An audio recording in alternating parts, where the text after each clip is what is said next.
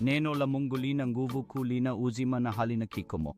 Si maneno tu yaliyoandikwa katika kurasa, ni pumzi ya Mungu aliye hai. Linapozungumzwa kwa imani, linafukuza hofu, linaondoa mashaka na huleta amani inayopita akili zote. Linaposemwa juu ya tabu huleta suluhisho. Neno la Mungu linapopenya rohoni huponya majeraha ya ndani ambayo hakuna daktari awezaye kuyatibu. Linapoinuliwa juu ya mateso huleta ushindi. Katika wakati wa udhaifu linatutia nguvu. Katika giza la maisha neno lake ni taa ya miguu yetu, mwanga wa njia zetu. Katika wakati wa kupotea linatuongoza kama dira isiyokosea.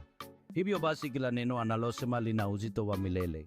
Mungu hawezi kulidharau neno lake. Ameinua ahadi zake juu hata ya jina lake. Neno lake linaomba ambapo hapakuwa na kitu. Linafungua milango iliyofungwa, linainua waliodharauliwa, linawaponya waliokata tamaa. Linapoliamini maisha hubadilika. Linapoliishi ushuhuda huonekana. Tushike neno hili kwa moyo wote. Tulitafakari mchana na usiku. Tulitamke kwa ujasiri na tumaini. Maana neno la Mungu si hadithi, ni